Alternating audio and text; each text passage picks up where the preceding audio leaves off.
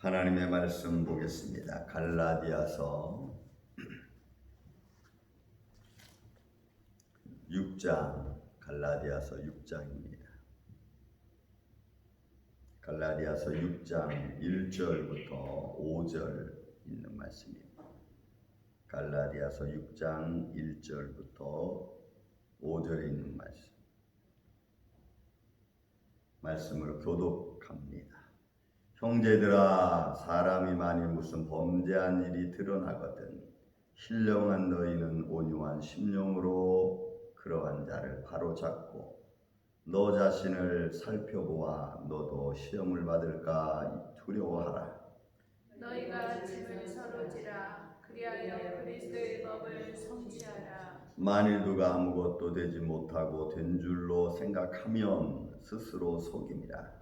각각 자기의 일을 살피라. 그리하면 자랑할 것이 자기에게는 있어도 남에게는 있지 아니하리니. 각각 자기의 짐을 질 것이라. 아멘. 자, 갈라디아 교회 성도들 말씀을 하면서 우리가 5장까지 왔습니다. 바울의 그 절절한 마음이 우리가 느껴지죠. 갈라디아 교회 성도들이 복음을 잃어버리고 살아가는, 또 복음을 잃어버리고 방황하는 그런 모습들을 바라보면서 바울은 권면도 했다가 강조도 했다가 막 야단도 쳤다가 또 위로를 했다가, 그죠? 어떤 면에서 내가 다시 유모와 같이 해사하는 여인과 같이 내가 그런 해산의 수고를 겪으면서 늘 기도하겠다. 아니면은 명령하고 지켜라. 그러니까 사랑하는 자녀들을 향해서, 사랑하는 또 주의 백성들을 향해서 어떻게 보면 리더자들이 갖는 그런 마음이 아닐까 생각합니다. 얼레도 보고 달래도 보고 협박도 해보고 다 뭘까요? 믿음으로 바로 살게 만들기 위한 안타까운 마음이겠죠. 그냥 내버려둬도 혼자 잘 가면은 괜찮은데 그렇지 않고 그냥 내버려두면은 멸망할 것 같고 또 무너질 것 같으니까 안타까운 마음을 느꼈습니다. 자, 6장에 들어와서도 바울은 끊임없이 또 권면의 말씀을 들려줍니다. 6장 1절부터 5절까지 들려주는 말씀은 신령한 자들에 대한 말씀입니다. 신령한 자라는 여기서 퓨누마티코스라고 하는 이 단어는 영적인 사람들입니다. 영적인 사람들에게 어떻게 보면 부탁하는 거죠. 아니면 성숙한 사람들에게 부탁하는 겁니다. 때로는 먼저 깨달은 자에게 바울이 부탁하는 것입니다. 자, 그 부탁하는 말씀을 한번 봅시다. 형제들아, 만일 무슨 범죄한 일이 드러나거든. 사람들 사이에서 범죄한 일, 여기서 범죄한 일이라고 하는 것은 진리에서 벗어난 행동을 말하는, 물론 죄, 범죄도 맞는 말이지만 진리에서 벗어난 행동을 하거든. 그러니까 여기서 지금 바울이 얘기해주고 싶은 것은 범죄한 자들이라는 삶 속에 하나님의 말씀을 버리고 다시 세상으로 돌아가고 율법 아래로 돌아가고 또 과거로 돌아가는 그런 모습이겠죠. 그런 모습이 보여지고 또 잘못된 사람이 그쪽으로 치우치고 이런 거죠. 그러니까 우리는 가끔 이 말 있죠. 우리가 요한복음 21장에 보면 베드로가 갈릴리 호숫가에서 예수님을 기다리고 제자들과 함께 있다가 하는 말이 뭐였어요? 야, 난 고기 잡으러 가겠다. 물론 그 마음을 여러 가지로 생각해 봅니다. 예수님을 기다리는 마음의 어떤 그 간절한 마음, 또 조급한 마음, 또 때로는 뭐 안절부절하는 마음, 이런 거 있느니 그냥 내가 고기를 잡으러 가면서 이런 마음도 있겠다, 뭐 이런 마음도 되겠지만, 그러나 그 말은 굉장히 중요한 의미를 갖죠. 왜냐하면 과거의 자기 모습을 대변하는 말이었거든요. 저는 그래서 우리가 아무리 힘들고 어려워도 조급한 마음이 들어도 과거로 돌아가려고 하는 의도나 생각이나 말 같은 건 우리가 조심할 필요성이 있어요. 조심할 필요성이. 저는 베드로의 그 말을 들으면서 제가 많이 교훈을 받습니다. 나는 고기 잡으러 가겠다. 안 되지. 내가 과거로 돌아갈 수는 없지. 왜? 내가 지금까지 알고 고백하고 믿고 의지했던 주님이 여기 계시는데, 이래서 우리가 우리의 무너지는 믿음을 추스리고 또 우리가 실망하고 좌절했던 마음을 다시 일으켜 세우고 이런 거죠. 그러니까 정도에서 진리에서 벗어난 사람들에 대한 영적인 사람들, 성숙한 사람들은 어떤 모습으로 그런 사람들을 이끌어 주어야 되느냐 하는 거죠. 이건 모든 교회에 마찬가지입니다. 그래서 영적인 사람들, 진리 안에서 내가 살아간다고 하는 사람들은 반드시 나만 생각하는 게 아닙니다. 그래서 바울은 지금 신령한 너희는 이렇게 말합니다. 너희가 영적인 사람이라고 믿고 너희가 성숙한 사람이라고 믿으면 너희들 중에서 범죄한 사람이 있느냐? 그러면 어떻게 해요? 온유한 심령으로 그러한 자를 바로잡고 바로 서게 하고, 여기 바로잡다는 말은 여러분 회복시켜라. 그러니까 영적인 사람들은, 성숙한 사람들은 좀 연약한 사람들을 회복시켜 줄 수 있을 만한 삶을 살아야 되고 권면하고 이끌어주고 그렇게 도와줘야 돼요. 그것이 먼저 된 사람들이 할 수 있는 모습입니다. 근데 우리는 그것도 귀찮고 힘들고 좀 괜히 나한테 무슨 어려운 일이 또 생길까봐 아예 안 하죠. 이렇게 선을 긋고 이렇게 안 합니다. 근데 성경은 절대로 그렇게 말씀하시는 적이 없습니다. 그래서 여러분, 성숙하다라고 하는 것은 굉장히 중요한 의미를 갖는, 신령한 너희, 그냥 열심히, 어떤 신령하다는 말의 의미를 우리가 뭘로 증명할 수 있겠습니까? 결국 삶 속에서 나오는 생활이죠. 행동, 언어, 신앙생활, 모든 것이죠. 그래서 바로잡고 너 자신을 살펴보아.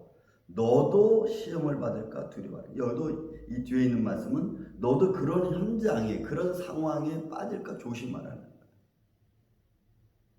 그러니까 여러분, 우리 신령한 사람들은 그러면 두 가지를 해야 돼요. 나도 내 자신을 잘 견뎌야 되고, 동시에 또 그런 믿음으로 또 그렇게 진리에서 떠난 사람들을 잘 붙잡아 줄 수 있는 마음도 가져야 돼요. 이런 마음이 교회가 가져야 될 마음입니다. 교회가. 근데 세상은 조금만 흠집이 나면 그냥 그 자리를, 여러분들 옛날에 우리 어렸을 때 장난하던 말이 뭐예요? 때린데 또 때려. 이런 식으로. 때린데 또 때려. 다친데 또. 이런 것처럼 사람이 상처를 받으면 그걸 위로하고 감싸줄 생각을 하지 않고 그걸 그냥 후벼 파서 더 아프게 만들고 더 힘들게 만들고, 이게 세상의 논리고 막 조롱하고, 교회가 좀 잘못하면 그냥 교회 막 난리치고 막. 이게 세상 사람들의 자기들의 현장만 바라보는, 현실만 바라보는 그런 아니라는 생각 가지고 우리가 교회 신앙생활 할 수는 없고 해서도 안 됩니다. 그러니까 세상 사람들은 그렇게 가는 거죠. 그렇게. 그래서 너도 시험을 받을까 두려워해라. 그러니까 우리 믿음의 사람들이, 영적인 사람들이, 소위 기도한다는 우리들이, 예배드린다는 우리들이 가져야 될 신앙적 덕목 중에 하나는 내 주위를 살펴볼 수 있는 그런 마음이 여러분 굉장히 중요하다. 그래서 갈라디아 교인들에게 바울이 소위 이제 진리 있고, 그 다음에 아까 우리가 5장에 보니까 육체의 일은 현저하게 당을 짓고 막 분열되고 이런 거 있지 않습니까? 그러니까 진리에 있는 사람과 진리 떠난 사람, 진리에 있는 사람들 너희가 왜 진리를 떠났냐, 이놈아 저놈아 이랬을 것이고, 또 이쪽에 진리에서 떠나서 어떤 율법에 좀 근거 있는 사람은 내가 보니까 당신들도 율법 어쩌고저쩌고 막 떠들었을 거 아니에요. 그러니까 이게 다 자기들의 어떤 기본적인 신앙의 바탕이 이거다 저거다라고 아직도 정확하게 알지 못하는 상황에서 벌어지는 사건이겠죠. 그보다 더 성숙한 사람들은 그것이 그렇게 중요한가? 여러분, 이 시대는 우리 다니엘서 말씀 마지막 보면요, 악한 자는 악한 대로 행동하고 선한 자는 선을 행한다라고 했어요. 그러니까 이제 마지막 때는 돌이키기가 쉽지 않다는 걸 반문해 주는 말씀이 아닌가 싶어요. 악한 자가 돌이키는 거 쉽지 않고 선한 자가 악하게 되는 것도 여러분 쉽지 않아요. 그러니까 선한 자는 선한 일을, 악한 자는 악한 일을. 이런 시대죠. 이런 시대에 더 믿음의 사람들이, 더 살아계신 하나님을 믿고 찬양하는 자들이 모여서 하나님의 영광을 드러내고 주의 때를 바라보고 우리가 서로의 모습을 갖춰주는 게 여러분 참 중요하다. 그래서 바울은 이야기합니다. 너희가 짐을 서로 지라 그리하여 그리스도의 법을 성취하라. 짐을 지는, 그러니까 온유한 자의 심령으로 진리에서 벗어난 자들을 바로 세워서 그들이 바른 신앙생활을 할 수 있도록 권면해 주는데, 이거 누가 합니까? 영적인 사람들, 성숙한 사람들이. 그래서 그들의 연약함을 같이 도와서 그들이 바른 길로 회복할 수 있도록 도와줘요. 그러니까 회복하기까지 신령한 사람들은, 성숙한 사람들은 잘 인도해 주는 거죠. 여러분, 그런 게 힘든 거 아니겠어요? 예를 들어서 매주일 방문을 해서 위로해야 되고, 매주일 방문해서 교회 모셔야 되고, 또 위로하고 사사건건 우리가 또 봐야 되고,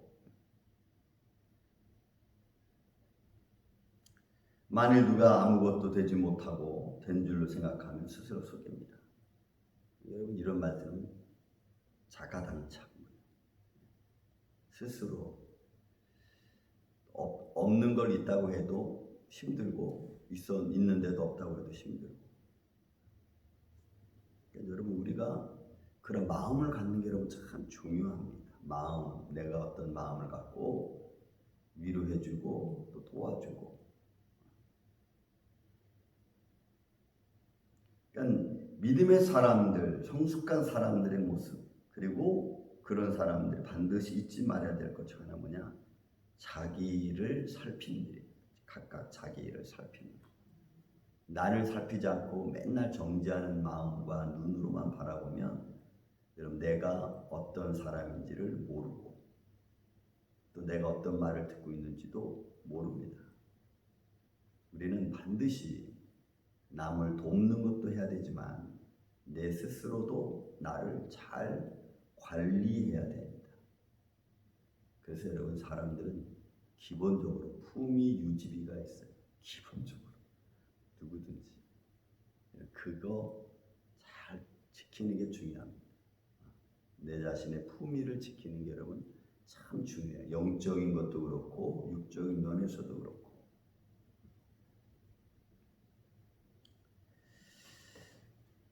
자기 자신을 살피라. 그리하면 자랑할 것이 자기에게는 있어도 남에게는 있지 아니하리라. 여러분, 이게 내 자신을 살피면 내가 내 스스로에 대하여 내가 자신감을 갖죠. 그리고 자기 자신을 살피는 자는 반드시 의를 이룰 수 있습니다. 각각 자기 짐을 질 것이다. 여러분, 강제로 내가 내 짐을 다른 사람한테 맡기는 게 아니고, 그리고 또 일부러 막 저주르는 것도 아닙니다. 그러니까 성숙한 자는 그런 것들을 잘 분별해서 믿음의 짐을, 그리스도의 법을 성취하고 서로가 서로를 위해서 잘 지켜주고 인도해 주는 게 여러분 중요하죠.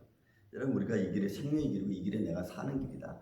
이 길로 가야지 내가 살겠다라고 생각이 되면은 여러분, 그것이 생명의 길인지 내게 아니면 유익한 길인지 아니면 불의한 길인지 알게 되면 그 길을 가는 거죠. 우리가 불의한 길인 줄 알면서도 이게 내가 나를 뭐랄까요, 힘들지만 내가 이 길이 믿음의 길이고 힘들지만 내가 이 길을 가야 된다고 생각하면 그 길을 우리는 가는 겁니다.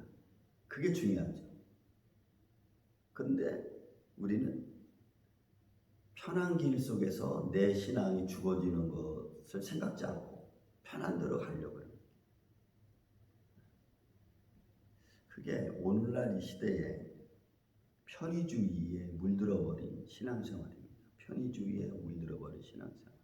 그 편의주의가 나를 어떻게 내 믿음의 신앙을 녹아내리게 하는지를 우리는 생각하지 못해요. 이런 믿음의 경광을 세우는 것은 무너진 뚝방을 세우는 것처럼 어렵습니다.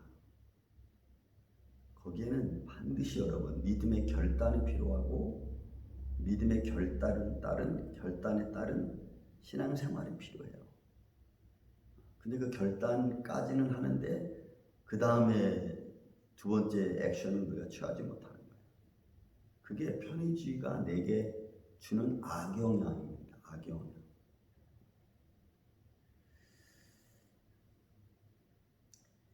바울이 갈라디아 교인들에게 말합니다.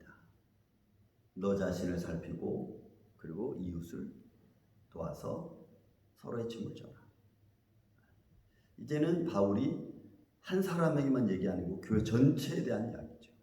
그리고 먼저 된 사람들에 대한 이야기입니다. 그렇다면 여러분 오늘도 우리 마찬가지. 지금 팬데믹 때문에 교회가 힘들어지고 예배도 힘들어지는 과정이 있지만 그래도 우리는 끊임없이 지난주 말씀드렸지 전도해야 됩니다. 외쳐야 되고 들을 귀를 갖게끔 만들어주는 게 우리가 역할이죠.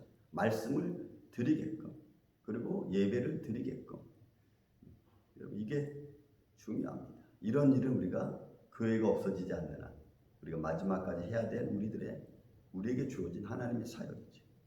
그래서 여러분 우리 주위에서도 힘들고 지쳐 있다고 해서 신앙이 무뎌지고 녹아져 내리는 그런 믿음 어떤 성도들의 삶을 보면 우리는 겉면에서 우리가 같이 기도하고 예배드리자. 그래서 다시 믿음을 세워서 겉면에서 나아갈 수 있는 이 아침에 저와 여러분 되시기를 주의 이름으로 축원을 드립니다. 사랑과 은혜가 많으신 아버지 하나님 감사합니다.